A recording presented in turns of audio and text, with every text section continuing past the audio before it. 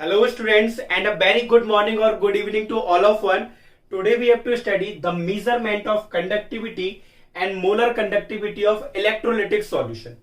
जैसे कि सर आप सभी को पता है कि हम लोग इस चैप्टर में इलेक्ट्रोलिटिक कंडक्टर के बारे में फोकस करने वाले हैं और इलेक्ट्रोलिटिक कंडक्टर किस फॉर्म में पाया जाता है, सॉल्यूशन के फॉर्म में, और उसी सॉल्यूशन को हम जनरली इलेक्ट्रोलिटिक सॉल्यूशन भी बोलते हैं। तो इस चैप्टर में हमें सिर्फ इलेक्ट्रोलिटिक सॉल्यूशन के बारे में ही डील करना है।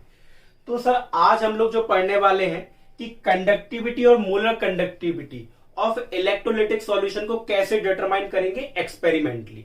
फिर से सुनना, एक्सपेरिमेंट से कंडक्टिविटी और molar conductivity of electrolytic solution को कैसे डिटरमाइन करेंगे।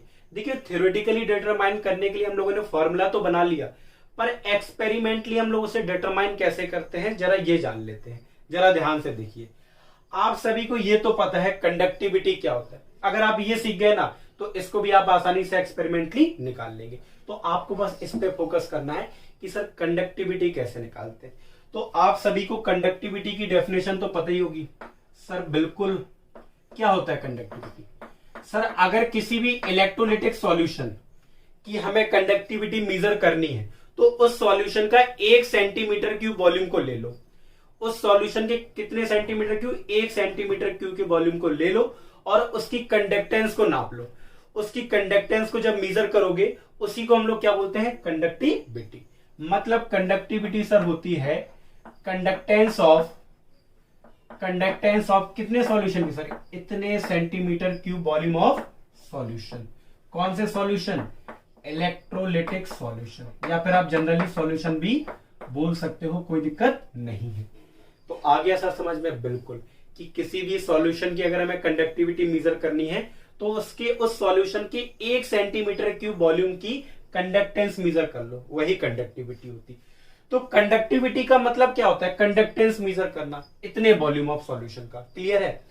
तो कुल मिला के कंडक्टिविटी, अगर हम लोग कंडक्टेंस को मेजर करना सीख गए तो नॉर्मल सी बात है सर कंडक्टिविटी भी मेजर कर लेंगे।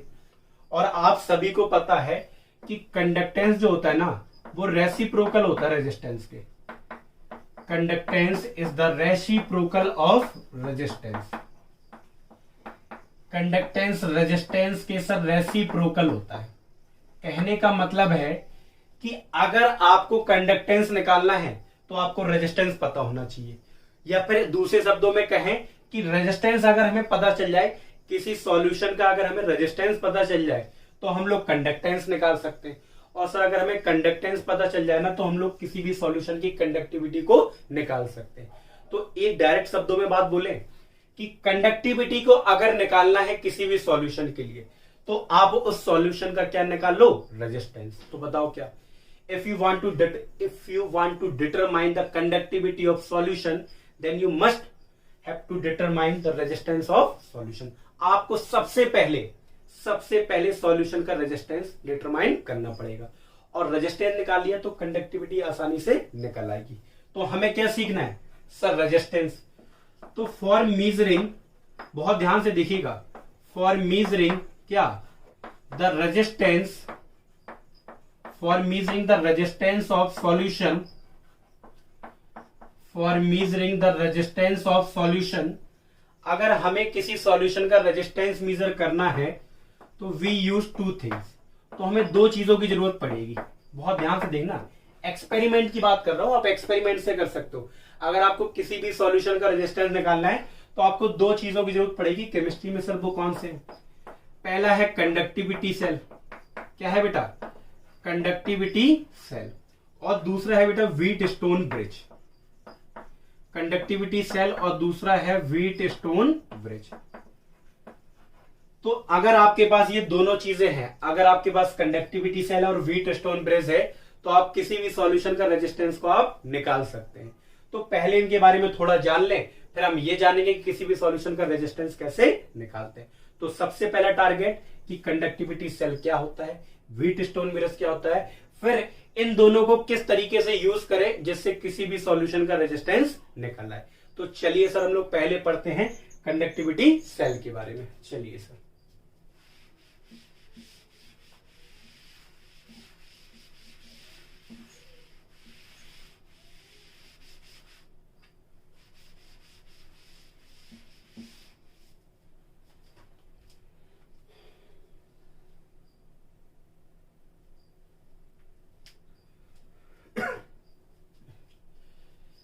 चलिए सर, अब हम लोग पढ़ते हैं कंडक्टिविटी सेल के बारे में।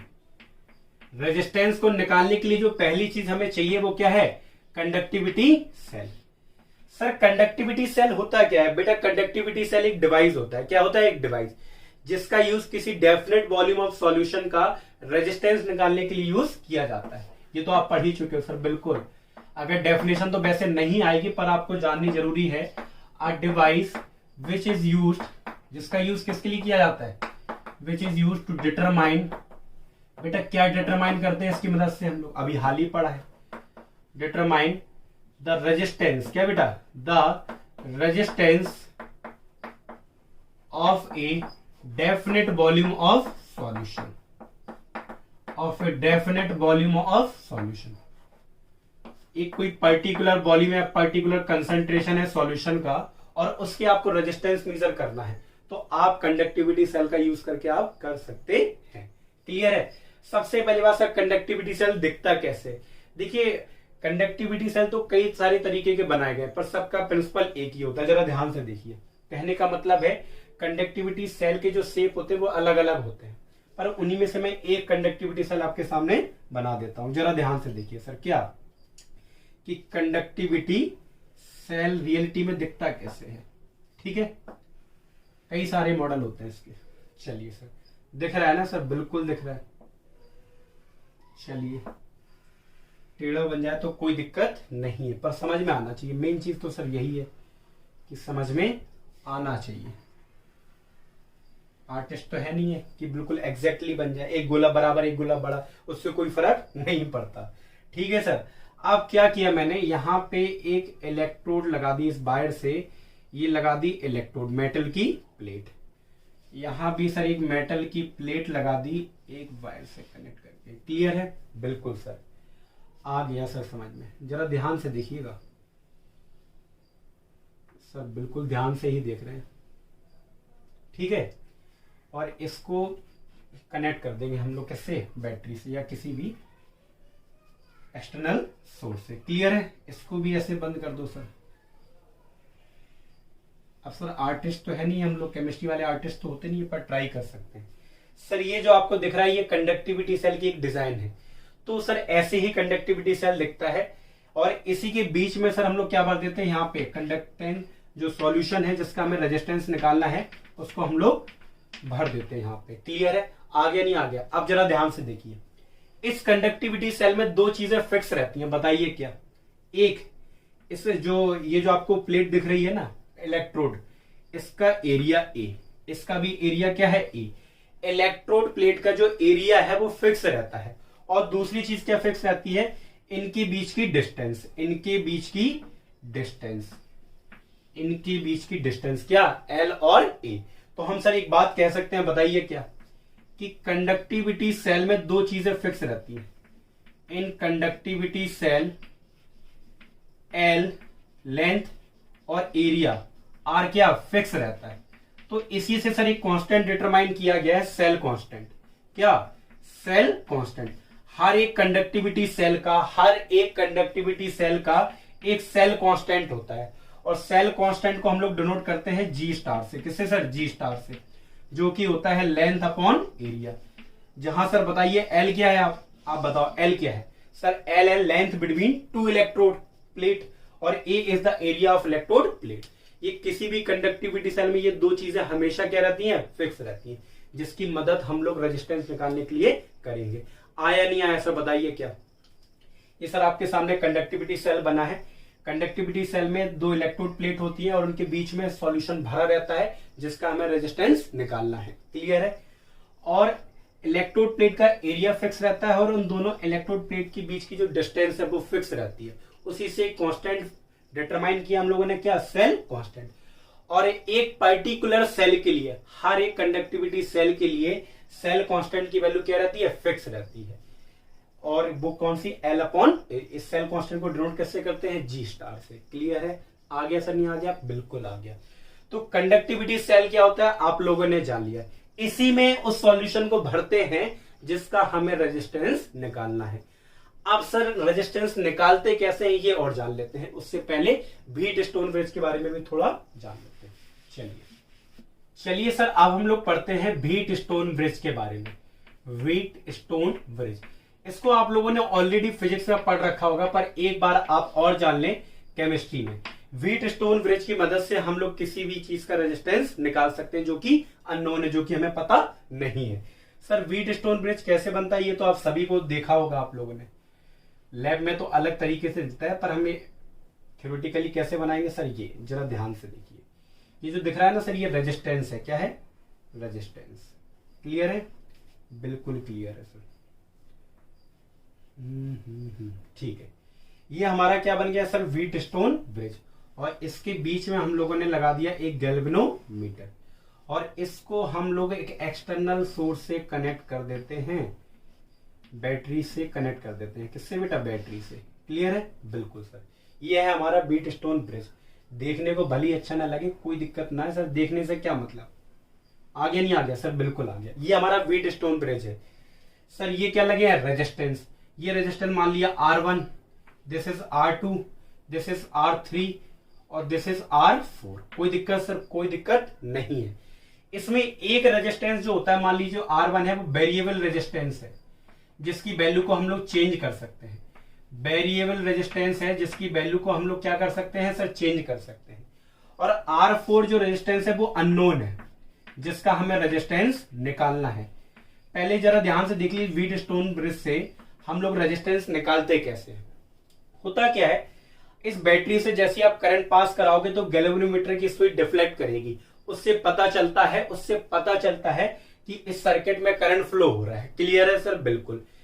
पर हम वेरिएबल रेजिस्टेंस को इस तरीके से एडजस्ट करेंगे, कि करंट का फ्लो होना क्या हो जाए? बंद। सर हमें कैसे पता चलेगा कि करंट का फ्लो होना बंद हो गया? सर गैल्वेनोमीटर की जो सुई है वो डिफ्लेक्ट होना क्या कर देगी? बंद। और जैसे ही डिफ्लेक्ट होना बंद कर देगी तो सर क्या होगा? उस कंडीशन को हम लोग नुल पॉइंट बोलते हैं। क्या बोलते हैं? Null point. मतलब वो कंडीशन जिस पे इस सर्किट में कोई भी करंट फ्लो ना हो, उस कंडीशन को क्या बोलते हैं? Null point. और ये डिटेक्ट किससे करते हैं? गैल्वेनोमीटर से। जब उसकी सुई डिफ्लेक्ट करना बंद कर दे तो समझ लो उसमें करंट फ्लो नहीं हो रहा, और उस कंडीशन में ये कंडीशन फॉलो होती है सर, क्या? R1, क्या सर? R1 जरा ध्यान से देखिए, R1 upon R2 is equal to R3 upon R4। Clear है? ये चीज इक्वल होती है। आप जरा ध्यान से देखिए, अगर हमें इसमें R4 की वैल्यू निकालनी तो कैसे निकाल सकते हैं सर? R4 की वैल्यू बिल्कुल निकाल सकते हो, R3 into R2 upon R1। Variable resistance की वैल्यू आपको पता होगी, ये दोनों नॉन रेजिस्टेंस है, इनकी वैल्यू भी आपको पता होगी। इन तीनों की मदद से आप इसकी R4 की वैल्यू निकाल सकते हैं। तो व्हीट स्टोन ब्रिज कैसे काम करता है ये तो समझ में आ गया सर? बिल्कुल। व्हीट स्टोन ब्रिज में दो नॉन रेजिस्टेंस होते हैं, एक वेरिएबल रेजिस्टेंस होता है और एक अननोन, जिसका हमें रेजिस्टेंस निकालना होता है। क्लियर है सर? बिल्कुल। आगे नहीं आ गया? बिल्कुल। और वेरिएबल रेजिस्टेंस को हम इस तरीके से एडजस्ट करते हैं कि पूरे करंट में कोई सर्किट फ्लो ना हो, और उस वैल्यू पे गैल्वेनोमीटर कोई डिफ्लेक्शन शो नहीं करेगा। उस कंडीशन को हम लोग नुल पॉइंट बोलते हैं, और नुल पॉइंट पे R1 upon R2 is equal to R3 upon R4, और उस कंडीशन में हम अननोन रेजिस्टेंस की वैल्यू को डिटरमाइन कर सकते हैं। तो व्हीट स्टोन ब्रिज कैसे काम करता है ये तो आपको समझ में आ गया सर? बिल्कुल आ गया। अब कंडक्टिविटी सेल, मतलब किसी भी सॉल्यूशन का हमें रेजिस्टेंस कैसे निकालना हो, बड़े ध्यान से। अगर हमें किसी सॉल्यूशन का रेजिस्टेंस निकालना हो व्हीट स्टोन ब्रिज और कंडक्टिविटी सेल्स की मदद से कैसे निकालेंगे, जरा ध्यान से देखिए, जरा ध्यान से। चलिए सर, अब हम लोग पढ़ते हैं सेकंड पॉइंट, जिसका नाम है व्हीट स्टोन ब्रिज। क्या नाम है सर? Wheat stone bridge. देखिए, जैसे कि आप सभी को पता है कि किसी भी सॉल्यूशन का रेजिस्टेंस निकालने के लिए हमें दो चीजों की रिक्वायरमेंट होती है। पहला कंडक्टिविटी सेल, जिसके बारे में हम लोग ऑलरेडी पढ़ चुके हैं, और दूसरा है व्हीट स्टोन ब्रिज। अब हम लोग पढ़ेंगे सर व्हीट स्टोन ब्रिज कैसे काम करता है, और व्हीट स्टोन ब्रिज और कंडक्टिविटी सेल दोनों की मदद से कैसे हम किसी सॉल्यूशन का रेजिस्टेंस निकालते हैं। क्लियर है? बहुत ध्यान से देखिएगा। कंडक्टिविटी सेल के बारे में तो पढ़ चुके हैं ना सर? बिल्कुल। उसी के अंदर तो सॉल्यूशन को रखते हैं जिसका हमें रेजिस्टेंस निकालना है। अब पढ़ते हैं क्या? व्हीट स्टोन ब्रिज और इसकी वर्किंग। अच्छा, आप सभी को पता होगा इसकी वर्किंग तो आप ऑलरेडी फिजिक्स में पढ़ चुके हैं, पर हम ये मान के चलेंगे कि आपको वर्किंग नहीं आती। अगर आती है तो अच्छी बात है, नहीं आती तो सीख जाएंगे। क्लियर है? जरा ध्यान से देखिए। तो मैं एक व्हीट स्टोन ब्रिज ड्रॉ करता हूं सर, ठीक है? बिल्कुल सर, ये ड्रॉ किया मैंने, ये ड्रॉ किया क्या सर? Wheat stone bridge. देखो एक्सपेरिमेंट में जाओ, लैब में करने जाओगे तो व्हीट स्टोन ब्रिज ऐसा नहीं दिखता, नहीं तो कह दो सर हमारे सर ने तो ऐसा बताया और आप पता नहीं कैसे बना रहे हो। जब थ्योरेटिकली समझाने के लिए यूज करते हैं तो हम लोग ऐसा बना लेते हैं। क्लियर है बेटा? बिल्कुल। रेजिस्टेंस भी ऐसा थोड़े ना दिखता है, बना देते हैं समझाने के लिए। ये से बैटरी से कनेक्ट कर दिया और बीच में बेटा इसके लगा दिया क्या? गैल्वेनोमीटर। गैल्वेनोमीटर हमें इंफॉर्मेशन देता है कि इस सर्किट में करंट फ्लो हो रहा है या नहीं हो रहा है। देखिए इसमें चार रेजिस्टेंस हैं, R1 और ये R2 बेटा, ये R3 है और ये R4 है। क्लियर है बेटा? ये जो R1 रेजिस्टेंस है ये वेरिएबल रेजिस्टेंस है, मतलब इसकी वैल्यू को हम लोग चेंज कर सकते हैं। इसकी वैल्यू को हम लोग क्या कर सकते हैं बेटा? चेंज कर सकते हैं। और जो R3 और R2 है ये नॉन रेजिस्टेंस है, जिनकी वैल्यू हमें पता है और फिक्स है। क्लियर है? R4 सर वो रेजिस्टेंस है जो अननोन है, मतलब जिसकी वैल्यू को हमें पता करना है। मतलब एक बात समझ में आया कि व्हीट स्टोन ब्रिज का यूज किसी भी अननोन रेजिस्टेंस को डिटरमाइन करने के लिए किया जाता है। अगर हमें किसी भी चीज का रेजिस्टेंस को निकालना है तो उसे यहां पे लगा दो, और उस व्हीट स्टोन ब्रिज में क्या होंगे? दो ऐसे रेजिस्टेंस होंगे जो फिक्स होंगे और एक ऐसा रेजिस्टेंस होगा जिसकी वैल्यू को हम लोग चेंज कर सकते हैं। सर होगा क्या? जब तक इस सर्किट में करंट फ्लो हो रहा होगा तब तक ये गैल्वेनोमीटर की जो सुई है ना वो डिफ्लेक्ट करेगी। क्या करेगी? डिफ्लेक्ट। पर हम वेरिएबल रेजिस्टेंस की मदद से इसकी वैल्यू को इस तरीके से एडजस्ट करेंगे कि सर इस सर्किट में कोई भी करंट फ्लो ना हो। मतलब इसकी वैल्यू को इस तरीके से चेंज करो या ऐसी कोई वैल्यू पुट करो जिस पर्टिकुलर वैल्यू पे इस पूरे सर्किट में कोई भी करंट फ्लो ना हो। तो जिस पर्टिकुलर वैल्यू पे इस सर्किट में करंट फ्लो नहीं होगा उस कंडीशन को सर हम लोग null पॉइंट बोलते हैं। क्या बोलते हैं? null point. null पॉइंट क्या होता है सर? null पॉइंट पे इस सर्किट में कोई भी करंट फ्लो नहीं होता है। और पता कैसे चलता है सर? गैल्वेनोमीटर की जो सुई है ना वो डिफ्लेक्ट नहीं करेगी, पता चल जाएगा कि कोई करंट फ्लो नहीं हो रहा। क्लियर है सर?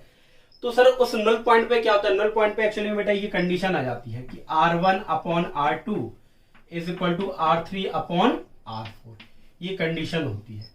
और आप बताओ इससे आप R4 की वैल्यू निकाल सकते हो नहीं निकाल सकते हो? बिल्कुल sir, R2 into R3 upon R1। R4 क्या है? Unknown resistance. तो आप अननोन रेजिस्टेंस की वैल्यू निकाल सकते हो। निकाल सकते हो नहीं निकाल सकते हो? बिल्कुल सर, बहुत आसानी से निकाल सकते हैं। तो इसका मतलब है व्हीट स्टोन ब्रिज की मदद से किसी भी चीज का हम लोग रेजिस्टेंस निकाल सकते हैं। क्लियर है? आ गया नहीं आ गया सर? बिल्कुल आ गया। अब हमें क्या जानना है? अब हमें यह जानना है कि सर हम कंडक्टिविटी सेल और व्हीट स्टोन ब्रिज की मदद से किस तरीके से सॉल्यूशन का रेजिस्टेंस निकालेंगे। तो जरा ध्यान से देखिए, यहीं देख लेते हैं हम लोग, यहीं पे ध्यान से। हम लोग क्या करेंगे? हमें सर क्या निकालना है? कंडक्टिविटी सेल के अंदर जो सॉल्यूशन भरा है उसी का तो रेजिस्टेंस निकालना है सर। बिल्कुल। तो हम लोग क्या करेंगे? जो R4 दिख रहा है आपको, R4, ये जो R4 दिख रहा है आपको, इसको रिप्लेस कर दोगे by conductivity cell. Is replaced by conductivity cell. बहुत ध्यान से देखना, R4 is replaced by conductivity cell, मतलब यहां पे इस रेजिस्टेंस को हटा के हम कंडक्टिविटी सेल लगा देंगे। क्यों लगा देंगे कंडक्टिविटी सेल? क्योंकि बेटा हमें किसका रेजिस्टेंस निकालना है? कंडक्टिविटी सेल के अंदर जो सॉल्यूशन है उसका। मतलब हम इसको इस तरीके से एडजस्ट कर सकते हैं। जरा ध्यान से देखिए, इस तरीके से। अब हम लोग क्या कर देंगे? इसकी जगह जो हमारे पास सॉल्यूशन है, यही तो सॉल्यूशन था सर, देखो। या फिर हम इसको ऐसे बनाते हैं सर। बिल्कुल, ये है, ये मान लीजिए जो सॉल्यूशन भरा हुआ है, इसमें 2 इलेक्ट्रोड प्लेट लगी हुई है सर। ठीक है, ऐसे डिजाइन कर दिया, कोई दिक्कत नहीं है। और इसको यहां पे कनेक्ट कर दिया, उसको यहां कनेक्ट कर दिया, तो यहां पे कनेक्ट कर दिया। ये क्या है? Conductivity cell. कह दो सर आपने कंडक्टिविटी सेल थोड़ा अलग बनाया था। बेटा वैसे ही बना के इसमें जोड़ दो, कोई दिक्कत नहीं है। तो बताओ अब क्या है? यहां पे वही वेरिएबल रेजिस्टेंस, बाकी सारी चीजें फिक्स है। बस R4 की जगह हमने कंडक्टिविटी सेल लगा दिया और उस कंडक्टिविटी सेल के अंदर जो सॉल्यूशन भरा है उसका रेजिस्टेंस कितना मान लिया हमने R4। और इसका रेजिस्टेंस हम लोग कैसे निकाल लेंगे, ऐसे ही व्हीटस्टोन ब्रिज की मदद से। कैसे, हम लोग पहले इसमें करंट पास करेंगे, करंट पास हो रहा होगा, नुल पॉइंट पे क्या होगा, एट नुल पॉइंट, मतलब हम वेरिएबल रेजिस्टेंस की मदद से इस तरीके से वैल्यू को एडजस्ट करेंगे कि पूरे सर्किट में कोई भी करंट फ्लो ना हो। जैसे ही फ्लो नहीं होगा तो R1 upon R2 is equal to R3 upon क्या होगा बेटा, R4। और R4 किसका रेजिस्टेंस है, resistance of solution present in a conductivity cell. तो आप R4 की वैल्यू को निकाल लोगे तो फॉर्मूला क्या हो जाएगा, R2 इंटू R3 अपॉन क्या बेटा, R1। तो R4 क्या है बेटा, रेजिस्टेंस ऑफ सॉल्यूशन, क्या है, रेजिस्टेंस ऑफ सॉल्यूशन, सॉल्यूशन का रेजिस्टेंस, जो कि आप किसकी मदद से निकाल लोगे, डिटरमाइंड फ्रॉम व्हीटस्टोन ब्रिज या determined with the help of Wheatstone bridge. आप व्हीटस्टोन ब्रिज की मदद से, व्हीटस्टोन ब्रिज की मदद से, WSB मतलब व्हीटस्टोन ब्रिज, और कंडक्टिविटी सेल की मदद से आप R4 की वैल्यू निकाल ली। अब रेजिस्टेंस से बेटा क्या निकल आता है, आप सभी को पता होगा रेजिस्टेंस का फॉर्मूला होता है सर क्या, रो एल अपॉन ए। होता नहीं होता सर, बिल्कुल होता है, यही तो होता है बेटा, बिल्कुल।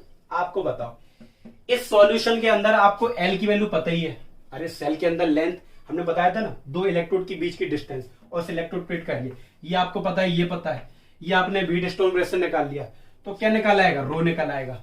और रो निकल आएगा तो बेटा आप सभी को पता है रो बराबर क्या होता है, 1 अपॉन कापा।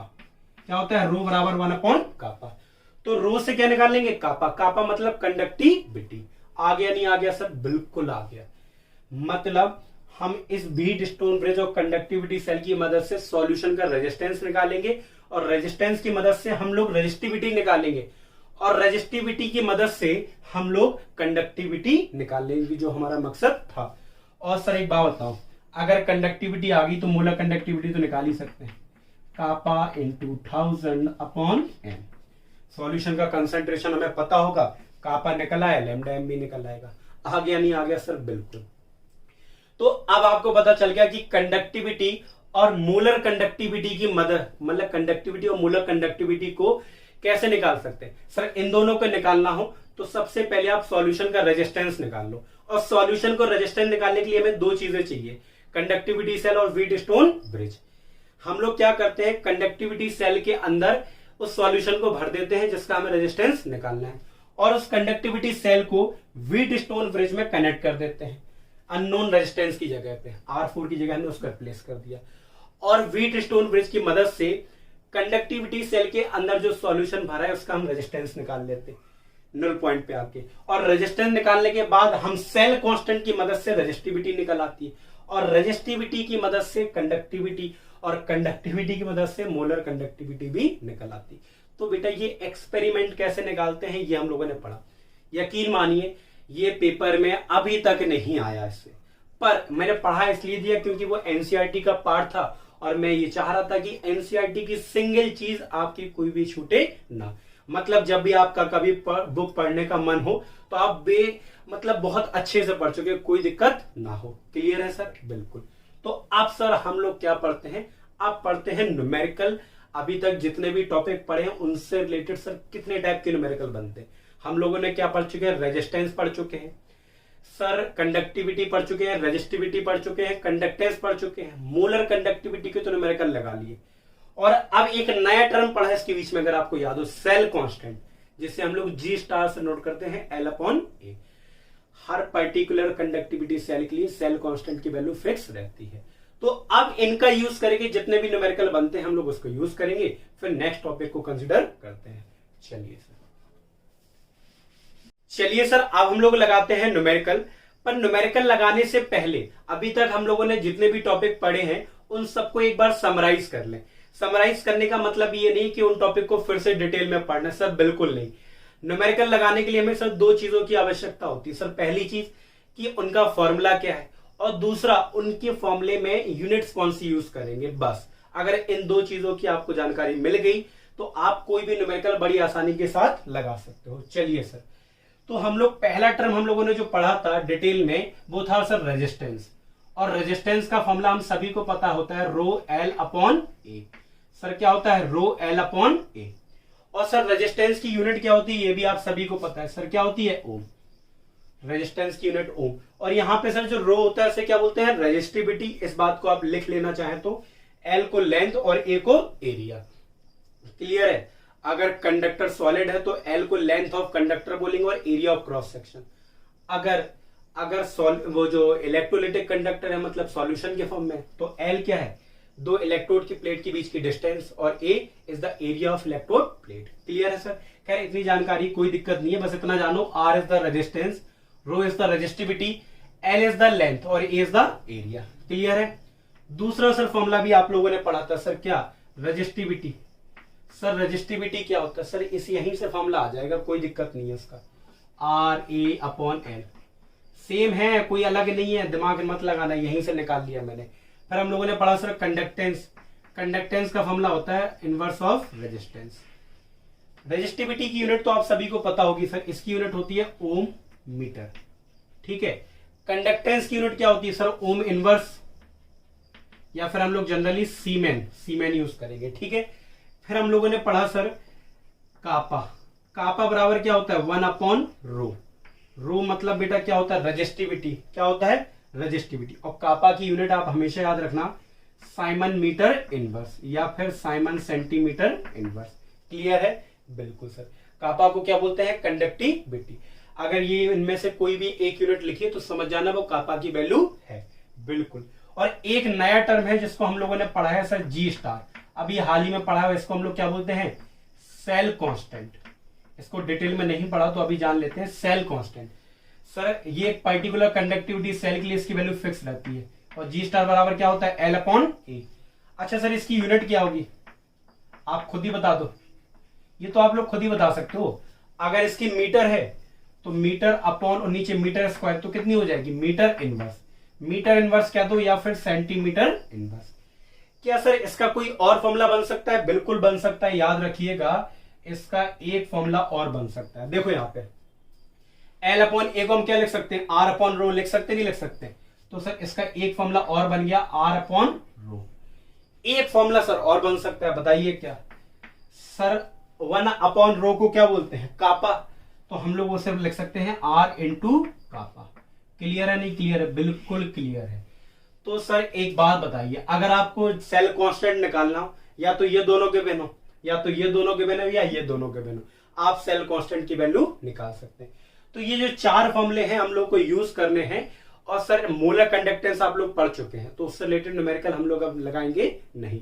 क्लियर है सर। अगर बीच में यूज हो गया तो कोई दिक्कत नहीं है, पता है ना उसका फॉर्मूला सर। बिल्कुल लेमडा एम, उसकी तो बात ही मत करो sir. Lambda M is equal to kappa into 1000 upon M.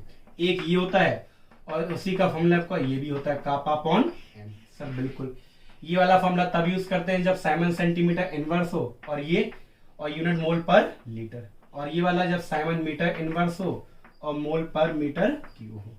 कोई दिक्कत सर? कोई दिक्कत नहीं। तो इतने टॉपिक हैं जो हम लोग अभी तक पढ़ चुके हैं। अब इनसे रिलेटेड जो भी न्यूमेरिकल बनते हैं हम लोग एक बार लगा लें। अब लगाने में थोड़ा मजा आएगा, नहीं तो हमें पता है तुम लोग भूल जाते हो। अभी तक जितनी भी चीजें पढ़ी क्या तो सर बहुत टाइम हो गया, अरसों बीत गए, अब न्यूमेरिकल कैसे लगेंगे, इसीलिए मैंने एक बार समराइज करा दिया। अब न्यूमेरिकल लगाने में क्या आएगा सर मजा आएगा। अब हम लोग लगाते हैं न्यूमेरिकल। चलिए सर अब हम लोग लगाते हैं फर्स्ट न्यूमेरिकल। पर याद रखिएगा न्यूमेरिकल को लगाने के लिए आपको फॉर्मूले मस्ट है कि आपको याद होने चाहिए। तो चलिए पढ़ते हैं पहला क्वेश्चन। क्वेश्चन ये लिखा है बेटा the resistance of a conductivity cell containing 0.001 molar KCl solution at 298 kelvin is 1500 ohm. देखिए ये सॉल्यूशन दिया गया और उसका कंसंट्रेशन दिया गया और ये टेम्परेचर दिया गया है और रेजिस्टेंस इस सॉल्यूशन का दे रखा है हमें 1500 ओम। तो मतलब बेटा रेजिस्टेंस कितना दे रखा है 1500 ओम। कितने सॉल्यूशन का? इतने सॉल्यूशन का। जब कंसंट्रेशन सॉल्यूशन का इतना है तो सॉल्यूशन का जो रेजिस्टेंस है वो इतना है। What is cell constant? Cell constant क्या होगा? मतलब जी स्टार बेटा क्या होगा? सेल कांस्टेंट को किससे नोट करते हैं? जी स्टार से। इफ द कंडक्टिविटी ऑफ इसी सॉल्यूशन की, सॉल्यूशन सेम है, कहना है सेम सॉल्यूशन की अगर कंडक्टिविटी इतनी है। बेटा कंडक्टिविटी तो आप सभी जानते हैं, कापा से डिनोट करते हैं, किससे? कापा से। 0.146 इंटू 10 की पावर -3 साइमन सेंटीमीटर इनवर्स, ये दे रखा है। जी स्टार निकालना है और आर और कापा दे रखा है। बेटा आप सभी को पता है जी स्टार के मैंने कई सारे फॉर्मूले बताए थे। एक फॉर्मूला तो L/A होता है, एक बताया था मैंने R/ρ, और एक बताया था R इंटू कापा। बताया था नहीं बताया था? बताओ इनमें से कौन सा फॉर्मूला हम लोग यूज करेंगे? सर ये वाला। R गिवन है हमें, कापा गिवन है, हम लोग जी स्टार निकाल सकते हैं, मतलब सेल कांस्टेंट निकाल सकते हैं। तो हम लोग फॉर्मूला लगाएंगे R इंटू कापा, और R की वैल्यू बेटा कितनी दे रखी है? 1500, और कापा की वैल्यू 0.146 इंटू 10 की पावर -3। कोई दिक्कत सर? कोई दिक्कत नहीं है। जब आप इसको मल्टीप्लाई करोगे तो आपका 0.219 और सेंटीमीटर इनवर्स आएगा, क्योंकि ये सेंटीमीटर में ही है। क्लियर है सर? तो ये आ गई आपकी जी स्टार की वैल्यू। तो क्वेश्चन बहुत आसान है, कह रहा है कि इस सॉल्यूशन का रेजिस्टेंस ये है और इसी सॉल्यूशन का सेल कांस्टेंट निकालना है अगर उसी सॉल्यूशन का कंडक्टिविटी इतनी है। बहुत आसान है। जी स्टार बराबर आर इंटू कापा, आर की वैल्यू रखी, कापा की वैल्यू रखी, आंसर आ गया। जी स्टार की यूनिट सेंटीमीटर इनवर्स होगी, मीटर इनवर्स वो हमने इससे डिसाइड कर लिया। अगर यहाँ मीटर इनवर्स होता तो इसकी यूनिट मीटर इनवर्स हो जाती। क्लियर है? क्योंकि यहाँ सेंटीमीटर इनवर्स है तो इसकी भी यूनिट सेंटीमीटर इनवर्स होगी। आ गया नहीं आ गया सर? बिल्कुल आ गया। तो चलो सर अब हम क्या पढ़ते हैं? अब हम लोग पढ़ते हैं नेक्स्ट न्यूमेरिकल, मतलब नेक्स्ट न्यूमेरिकल को सॉल्व करते हैं। चलिए सर अब हम लोग सेकंड क्वेश्चन को सॉल्व करते हैं। और सेकंड क्वेश्चन लगाना सर काफी ज्यादा इंटरेस्टिंग है, क्योंकि इसमें एक से ज्यादा चीजें पूछी गई है और इस क्वेश्चन को लगाने के बाद आपके most of the doubt clear हो जाएंगे।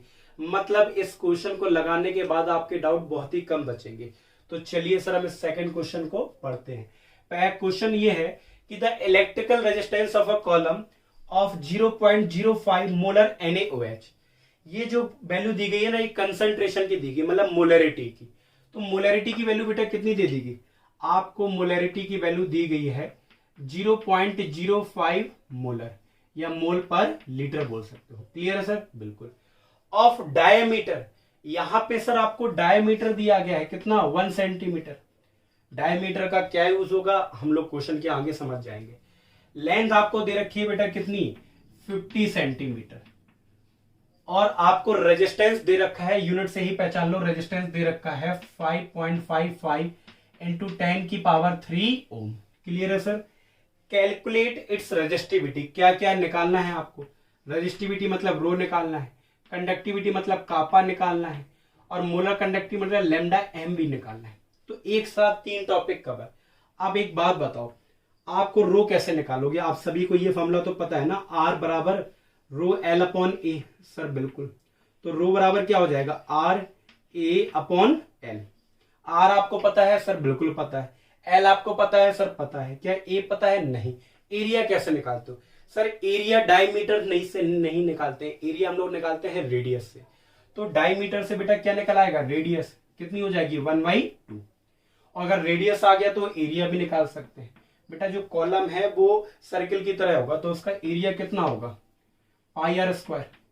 और पाई की वैल्यू होती है बेटा 3.14 और आर की वैल्यू 1/2 का होल स्क्वायर। क्लियर है?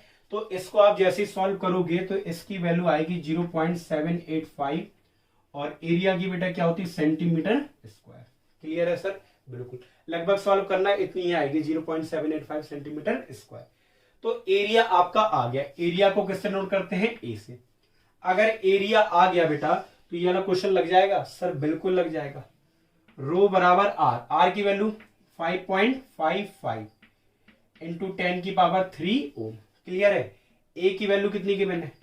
0.785। क्लियर है सर? और एल की वैल्यू कितनी गिवन है? 50 सेंटीमीटर। बेटा क्वेश्चन बहुत ही आसान है, आप वैल्यू रखते हो बस। हाँ मानते हैं कैलकुलेशन में आप अटकोगे, कोई दिक्कत नहीं, पर पेपर में जो क्वेश्चन आते हैं ना उनकी कैलकुलेशन काफी आसान होती है। क्लियर है? चलिए सर अब हम लोग सॉल्व करते हैं। 50 यहां रख दिया, फॉर्मूले में रख दो, आप इसको सॉल्व करो और सॉल्व करोगे तो सर आंसर आ जाएगा। और आंसर जो आएगा वो 87.13 समथिंग आ जाएगा, 1325। क्लियर है? और रो की यूनिट क्या होती है सर? ओम। मीटर, पर यहाँ पे क्या आएगा ओम सेंटीमीटर। तो सर रो आ गया, बिल्कुल। अब रो के बाद आप क्या निकाल सकते हो, कंडक्टिविटी। सर आपको पता है रो बराबर 1 कापा होता है। सर बिल्कुल, सॉरी कापा बराबर हम कह सकते हैं 1/रो हो सकता है, कह सकते नहीं कह सकते, बिल्कुल। तो बताइए रो की वैल्यू कितनी है सर, 87.1325। क्लियर है। तो सर इसकी वैल्यू भी हम लोग निकाल सकते हैं। आप इसको डिवाइड करोगे 0.0011 या फिर 0.00 आएगा बेटा, ठीक है, 1148। और कितना होगा 0.01148। और कापा की यूनिट आप सभी को पता है सर कितनी होती है, साइमन सेंटीमीटर इनवर्स। क्लियर है सर, बिल्कुल। अब क्या बचा है निकालने को, मोलर कंडक्टिविटी। सर आप सभी को पता होना चाहिए मोलर कंडक्टिविटी के दो फॉर्मूले होते हैं, कापा अपॉन एम इंटू 1000। यही वाला यूज करोगे सर, बिल्कुल, क्योंकि कापा की वैल्यू साइमन सेंटीमीटर इनवर्स में गिवन है और मोलरिटी किसमें है, मोल पर लीटर में, तो यही वाला फॉर्मूला यूज करोगे। कापा वैल्यू कितनी गिवन है बेटा, 0.01148, या फिर इसे आप साइंटिफिक नोटेशन में भी चेंज कर दो, कोई दिक्कत नहीं है। अपॉन मोलरिटी की वैल्यू कितनी है, 0.05। आप बेटा इसको सॉल्व करो। इसको जैसे सॉल्व करोगे आपका आंसर आएगा लगभग 229.6। और बेटा इसकी यूनिट क्या होगी, यूनिट होगी Simon centimetre square mole inverse. तो एक क्वेश्चन में इतनी सारी चीजें पूछी है। देखो ये चीजें आपको गिवन थी, हमें रेजिस्टिविटी निकालनी थी, तो रेजिस्टिविटी का ये फॉर्मूला किया। हमें आर पता था, एल पता था, तो पहले हमने ए निकाला, डायमीटर से रेडियस, रेडियस से एरिया, इस फॉर्मूले में रख दिया तो हमारा रो आ गया। रो आ गया तो रो से हम लोगों ने क्या निकाल लिया, कंडक्टिविटी। कंडक्टिविटी क्या होता है, इनवर्स ऑफ रेजिस्टिविटी। कंडक्टिविटी और रेजिस्टिविटी आ गई तो हमने फिर क्या निकाल लिया, मोलर कंडक्टिविटी। फॉर्मूला क्या होता है, काप अपॉन एम इंटू 1000। इस तरीके से तीनों आंसर हमारे निकल आए। क्लियर है सर, बिल्कुल क्लियर है। अब हम लोग एक क्वेश्चन और कर लेते हैं, फिर लगभग सारे डाउट क्लियर हो जाएंगे। चलिए सर जरा ध्यान से देखिए। चलिए सर अब हम लोग नेक्स्ट क्वेश्चन को सॉल्व करते हैं। और ये नेक्स्ट क्वेश्चन जो लगाने वाले हैं हम लोग, ये काफी हटके है। मतलब अभी तक हम लोगों ने जितने भी क्वेश्चन लगाए, ये क्वेश्चन थोड़ा सा शॉर्ट है और ट्रिकी है। क्वेश्चन में थोड़ा सा दिमाग लगाना है और क्वेश्चन को आप लगा लोगे। चलिए सर, और ऐसे क्वेश्चन पेपर में बहुत आते हैं। क्वेश्चन है the resistance of a 0.01 molar NaCl solution at 25 degree Celsius 200 ओम। पहली लाइन में आप पढ़ो और देखो कि कौन कौन सी वैल्यू गिवन है आपको। ये तो आप समझिएगा, कंसंट्रेशन मतलब मोलरिटी आपको गिवन है 0.01, एम का मतलब मोल पर लीटर। क्लियर है। चलिए एट 25 डिग्री सेल्सियस, टेम्परेचर का वैसे भी कोई लेना देना नहीं है। इस 200 ओम मतलब आपको रेजिस्टेंस दे रखा है 200 ओम। ठीक है। The cell constant of a conductivity cell, कह रहे कंडक्टिविटी सेल है, उसके अंदर जो कंडक्टिविटी सेल का सेल कांस्टेंट होता है, सेल कांस्टेंट को डिनोट करते हैं जी स्टार। उसकी वैल्यू यूनिटी, यूनिटी का मतलब होता है बेटा एक। क्लियर है। 1 सेंटीमीटर, कुछ भी बोल दो, सेंटीमीटर इनवर्स। क्लियर है sir. Calculate the molar conductivity of solution.